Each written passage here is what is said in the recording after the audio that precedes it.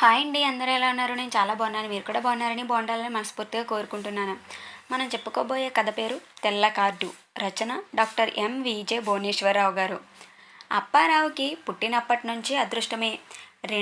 2కే kilo బియ్యం అందుకోవటంతో ప్రారంభమైన అతని చైత్రయాత్ర నేటికి అడ్డు ఆపు లేకుండా కొనసాగుతోంది.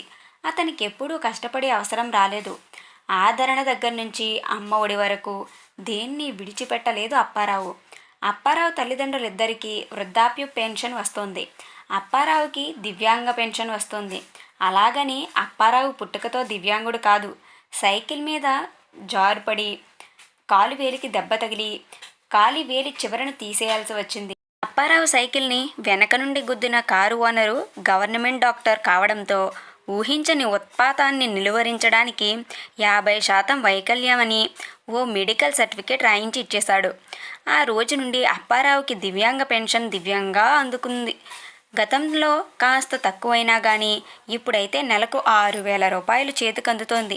పైగా ఆ సర్టిఫికేట్తో గవర్నమెంట్ ఆఫీస్లో ప్యూన్ ఉద్యోగం సైతం దివ్యాంగుల కోటాలో సంపాదించుకున్నాడు. ఒక పక్క ఉద్యోగం, మరో పక్క పెన్షన్, దేనిని వదలటం లేదు అప్పారావు. తల్లిదండ్రుల పేరున ఒక ఇల్లు, అప్పారావు పేరున మరొక ఇల్లు, వేరువేరుగా ఉంటున్నామని చెప్పి ఫ్రీగా సర్కార్ వారి 2 ఇళ్ళు చేజిక్కించుకుని ఒక ఇంటిని అద్దెకిచ్చేశాడు. ప్రభుత్వ పెన్షన్, రేషన్, మెడికేషన్, ఎడ్యుకేషన్ మాత్రమే కుటుంబాన్ని నడపాలని, జీతం, పెన్షన్ రూపంలో ఇతరత్రా వచ్చే డబ్బు ఏమాత్రం ఇందుకు వినియోగించకూడదనేది అప్పారావు తీసుకున్న గట్టి నిర్ణయం. అప్పారావు అనుకున్నట్లుగానే అన్నీ ఉచితంగా అందుకుంటూ కొడుకును కూతుర్ని పెంచి పెద్ద చేశాడు. పిల్లలిద్దరూ బాగా చదువుకున్నారు. ఉద్యోగాల వేటలో పడ్డారు. వారు పెళ్ళిడికి వచ్చేయడంతో అప్పారావు సంబంధాల వేటలో పడ్డాడు. ముందుగా కొడుక్కి పెళ్లి చేద్దామని తలచి అమ్మాయిలను వెతుకుతున్న అప్పారావుకి అన్నీ డబ్బున్న సంబంధాలే ఎదురవుతున్నాయి. అప్పారావు సంపాదనా చాతుర్యాన్ని గుర్తించి అప్పారావు వద్దు వద్దని వారిస్తున్నా వెంటపడి మరీ పిల్లనిస్తామంటున్నారు. అప్పారావు ససేమిరా అంటున్నాడు. అప్పారావు కంటూ కొన్ని లెక్కలున్నాయి. తన అభిమతానికి, అభిప్రాయాలకి సరితూగే సంబంధాన్నే ఖాయం చేసుకోవాలనేది అతని నిశ్చితాభిప్రాయం. అవతలి వారికి ఆస్తిపాస్తులు ఎన్ని కోట్లున్నా కానీ అప్పారావుకి పట్టింపు లేదు. కానీ వారికి ఖచ్చితంగా తెల్ల కార్డు ఉండి తీరాలి. ఈ విషయంలో ఏమాత్రం తగ్గే పరిస్థితి లేదు. అప్పటికప్పుడు తెల్ల కార్డుని సంపాదించుకుంటామని వారు చెప్పినా కానీ అప్పారావుకి అది అంగీకారం కాదు. తెల్ల కార్డు ఫిలాసఫీ, ఐడియాలజీ బాగా వంట పట్టించుకున్నవారే ఉండాలి. ఒక రోజున సరిగ్గా అలాంటి కుటుంబం నుండి అప్పారావుకి ఆహ్వానం అందింది. సుబ్బారావు నుండి అబ్బాయిని తీసుకుని పెళ్లి చూపులకి రమ్మని పిలుపొచ్చింది. మంచి రోజున అమ్మాయిని చూడడానికి సుబ్బారావు ఇంటికి అప్పారావు కుటుంబం అంతా కలిసి బయలుదేరింది. ఆ ఇంట్లో అడుగు పెట్టాడో లేదో అప్పారావు ఆనందంతో ఉబ్బి తబ్బిబ్బిరైపోయాడు. సుబ్బారావు ఇంటి నిండా ప్రభుత్వ ఉచితాల పథకాల పోస్టర్లే. ప్రభుత్వం ప్రకటించిన ఏ స్కీముని వదలకుండా సుబ్బారావు, అతని కుటుంబ సభ్యులు అందుకుంటున్నారు. అందుకుంటున్న పథకాలకి ఎదురుగా టిక్ మార్కు పెట్టి అందుకోని వాటిని, అర్హత లేని వాటిని ఎలా సంపాదించుకోవాలా అని తాపత్రయపడుతున్నాడు. సుబ్బారావు కుటుంబం అందుకున్న ఉచిత పథకాల విలువ లక్షల్లో ఉంది. ఎన్నికల సమయంలో వివిధ పార్టీల వారు పంచిన సొమ్ముని ఎప్పటికప్పుడు హెచ్యుఎఫ్ అకౌంట్లో జమ చేస్తూ వచ్చాం. పార్లమెంటు, అసెంబ్లీ, లోకల్ బాడీస్ ఎన్నికలన్నింటిలోనూ గత 30 సంవత్సరాలుగా వచ్చిన సొమ్ముని అల్లుడు కారు కొనుక్కోవడానికి లాంఛనంగా ఇద్దామనుకుంటున్నాం. అది విని అప్పారావు నోరెళ్లబెట్టాడు.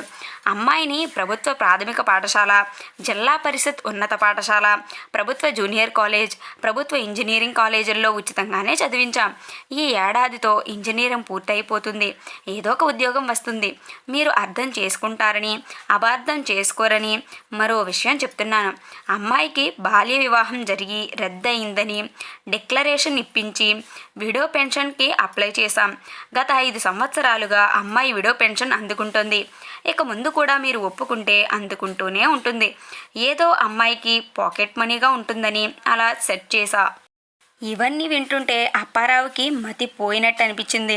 తాను 2 ఆకులు చదివితే తనకు కాబోయే వియ్యంకులు సుబ్బారావు 4 ఆకులు ఎక్కువే చదివాడనేది స్పష్టంగా అర్థమవుతూనే ఉంది. 2 ఇళ్ళు, మా అమ్మ నాన్నలకి వృద్ధాప్య పెన్షన్లు వచ్చాయి. వాళ్లతో పాటు నేను కూడా నోటరీ ద్వారా మా అమ్మతో సమానమైన వయస్సును రాయించుకొని ఓల్డేజ్ పెన్షన్ అందుకుంటున్నాను. మా అమ్మాయితో పాటు మా ఆవిడికి కూడా విడో పెన్షన్ రాయించాను. ఇలా మా ఇంట్లో 3 ఓల్డేజ్, 2 విడో పెన్షన్లు వస్తున్నాయి. అప్పారావు నోట మాట రాలేదు. కేవలం ఇవే మా ఆస్తులు అనుకోవద్దు. మీకులాగానే మాకు కూడా బంగ్లా, 5 అంతస్తుల బిల్డింగు, 50 ఎకరాల పొలం, భూమి అన్నీ ఉన్నాయి. సుబ్బారావు చెప్పింది విని ఆశ్చర్యపోవటం అప్పారావు వంతయింది. తమకు సరితూగే అద్భుతమైన సంబంధం ఇదేనని అప్పారావుకి అర్థమైంది. అమ్మాయి అబ్బాయిలు ఒకరికొకరు బాగా నచ్చేశారు. పెళ్లి సంబంధం కుదిరి ఓ శుభముహూర్తాన వారి పెళ్లి జరిగిపోయింది. రేషన్ బియ్యంతోనే భోజనాలు పెట్టాలనే పట్టుదలతో అప్పారావు సుబ్బారావులిద్దరూ మిగిలిన రేషన్ కార్డుల వారి దగ్గర నుంచి కిలో 2 రూపాయల బియ్యానికి 3 రూపాయలు ఇచ్చి కొని మరీ పెళ్లి భోజనాలు పెట్టించారు. అగ్నికి ఆజ్యం తోడైనట్లు అప్పారావుకి సుబ్బారావు తోడయ్యాడు. ఉచిత పథకాల నుండి ప్రయోజనాల్ని ఎలా జుర్రుకోవాలో ఇద్దరూ ఏకమై పరస్పరం ప్రయత్నాలు మొదలుపెట్టారు. ఇంకా ఎందుకు నాన్న, ఇక ఈ ఉచితాల కోసం వెంపర్లాడకుండా మనం మనంగా బ్రతుకుదాం. ఇప్పుడు మాకు ఉద్యోగాలు కూడా వచ్చాయి కదా, మనకి ఇవి అవసరమా అన్నారు అప్పారావు పిల్లలు. అగ్గి మీద గుగ్గిలంలా అప్పారావు సుబ్బారావులిద్దరూ పిల్లలపై విరుచుకుపడ్డారు. మీరింత అమాయకంగా ఎలా మారిపోయారో, మా పెంపకంలోనే ఏదో లోపం ఉందేమో. కాకపోతే ఉచితంగా 1,00,000 రూపాయలు వచ్చి పడుతుంటే కాలదన్నుకుంటారా అని తీవ్రంగా నిట్టూర్చారు. పిల్లలు మౌనంగా ఉండిపోయారు. కాలచక్రం గిర్రున తిరుగుతోంది. అప్పారావు సుబ్బారావులకి రోజులు హాయిగా దొర్లిపోతున్నాయి. ఆ రోజు అమావాస్య. కొత్త ప్రభుత్వం అధికారంలోకి వచ్చింది. వచ్చి రాగానే ప్రభుత్వ ఖజానా ఖాళీ అయిందని, అప్పులు భారీగా పెరిగిపోయానని, ఆర్థిక వ్యవస్థను గాడిలో పెట్టాలంటే ముందుగా ఉచిత పథకాలన్నిటినీ రద్దు చేయాల్సిందేనని గట్టిగా తీర్మానించారు. అది విని గుండాగినంత పనైంది అప్పారావుకి. జీవితమే నాశనం అయిపోతుంది, ఉచితాలు లేకుండా బ్రతకడమే వృధా అని అనిపించి సుబ్బారావుకి గాఢ నిద్రలో ఉన్న ఇద్దరు తుళ్ళిపడి లేచారు. విచిత్రంగా ఇద్దరికీ ఒకే రకమైన కల రావటంతో ఆశ్చర్యపోయారు ఇద్దరు. వచ్చింది కల కావటంతో ఊపిరి పీల్చుకున్నారు. సరిగ్గా మర్నాడే సచివాలయ సూపర్వైజర్ మహాలక్ష్మి నాయుడు, పోలీసులు అప్పారావును సుబ్బారావును చుట్టుముట్టారు. మీ 2 కుటుంబాలకి ఇచ్చిన తెల్ల కార్డులను రద్దు చేస్తున్నాం. మీరిద్దరూ కూడా నిజానికి అర్హులు కారు. మీ ఇద్దరి కుటుంబ సభ్యుల పేరున కోట్లాది లక్షల ఆస్తులు ఉన్నాయి. అంతేకాకుండా మీ పైన కిడ్నాప్ కేసులు కూడా నమోదు చేస్తున్నాం. అది విని అప్పారావు సుబ్బారావులిద్దరూ నోరెళ్లబెట్టారు. అప్పారావు గారు, మీకున్న బార్ అండ్ రెస్టారెంట్లు, 30 ఎకరాల భూమి, మీ ఊర్లో ఉన్న 3 అంతస్తుల షాపింగ్ కాంప్లెక్స్లను మీ బావ మీద పేరున పెట్టి అతడు ఎటూ కదలకుండా ఊరి చివర ఓ ఇంట్లో తాళమేసి ఉంచారా లేదా? మీ పేరున ఉంటే మీకు ఉచిత పథకాలు అందవనే కదా మీరీ పని చేశారు. ప్రతిరోజు మీ బావమరిది క్యారేజ్ పట్టుకెళ్తున్నది వాస్తవమా కాదా? సుబ్బారావు గారు, ఓ బంగ్లా, 5 అంతస్తుల బిల్డింగు, 50 ఎకరాల భూమికి యజమాని అయిన మీరు తెల్ల కార్డు కోసం ఆస్తినంతటినీ మీ చెల్లి పేరున పెట్టి ఆమెను మీ ఇంట్లోనే ఓ గదిలో కదలనీయకుండా ఉంచారు కదా. ఉచిత పథకాలను అందుకోవటం కోసం మీరెలా చేయటం న్యాయమేనా? పోలీసులు ఒక్కొక్క నిజాన్ని బయటకు చెప్తుంటే అప్పారావు సుబ్బారావులిద్దరూ నీరుగారిపోయారు. ప్రభుత్వాన్ని తప్పుడు వివరాలతో తప్పుదోవ పట్టించినందుకు, మోసపూరితంగా ఉచిత పథకాల ద్వారా లబ్ధి పొందినందుకు, మీ ఆస్తుల్ని కుట్రపూరితంగా వేరొకరి పేరును మార్చి ఉచిత పథకాలను అందుకోవాలనే కాంక్షతో వారిని నిర్బంధించి ఉంచినందుకు తగిన సెక్షన్ల కింద కేసులు నమోదు చేస్తున్నాం. ఒక్కసారిగా అప్పారావు సుబ్బారావులిద్దరూ లబోదిబోమన్నారు. సచివాలయం సూపర్వైజరు, పోలీసు వాళ్ల కాళ్ళను చెరొకరు పట్టుకొని, అయ్యా, మమ్మల్ని క్షమించండి, మీరు చెప్పినట్లే నడుచుకుంటాం, మా మీద కేసులేమీ లేకుండా చూడండి, తెల్ల కార్డు రద్దుకి మేమే స్వయంగా దరఖాస్తు చేస్తాం. అదే క్షణంలో సచివాలయ సూపర్వైజర్ అప్పారావు కొడుకు సందీప్ వైపు కన్ను కొట్టి చూడటం సుబ్బారావు కంటపడింది. ఏదో అర్థమైనట్లు తెలివి, ధైర్యం వచ్చేసింది. సందీప్ వెంటనే వారికేదో నచ్చజెప్పి పోలీసుల్ని, సూపర్వైజర్ని వెనక్కి పంపేశాడు. ఇప్పటికైనా అర్థం చేసుకోండి, ఈ ఉచిత పథకాలేవి శాశ్వతం కాదు. వాటిపై ఆధారపడటం మంచిది కాదు. అర్హులం కాకపోయినా అందుకోవాలని ఆరాటపడటం వలన నిజంగా అర్హులైన వారికి అవసరమైన సాయం అందకుండా పోతుంది. మన తెల్ల కార్డుల్ని రద్దు చేసుకుందాం. సందీప్ మాటలు విని వికృతంగా నవ్వాడు సుబ్బారావు.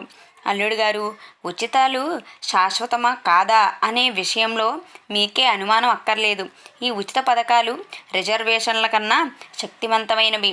ఇవి మరింతగా పెరిగి మరింతగా వృద్ధి చెంది కొత్త కొత్త పేర్లతో ఎప్పటికీ అలాగే కొనసాగుతాయి. మనిషి ఆయుష్ 100 ఏళ్ళైతే వీటి ఆయుష్ 1000 ఏళ్ళు. ఇకపోతే ఈ పోలీసుల దాడి, తెల్ల కార్డు రద్దు డ్రామా ఇదంతా మీరే ఏర్పాటు చేశారు కదా.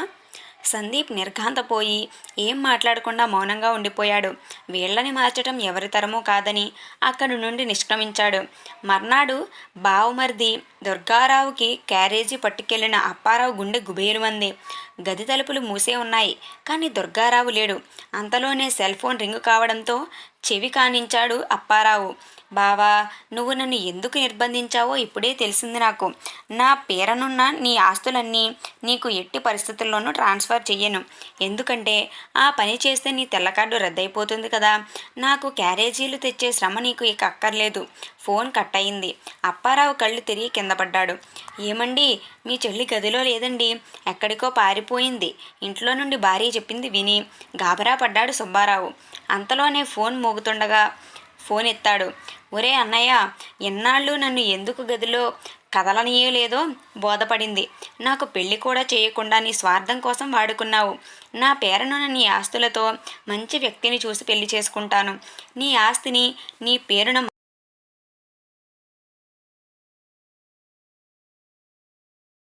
ఆ తర్వాత ఇక ఏ మాటలు వినిపించలేదు. అప్పటికే స్పృహ తప్పి కుప్పకూలిపోయాడు సుబ్బారావు. చాలా బాగా రచించారండి. కథ తెల్ల కార్డు కథ. ఉచిత పథకాలు అందాల్సిన వాళ్ళకి అందాలి, కానీ అన్నీ ఉన్న వాళ్ళకి కాదండి.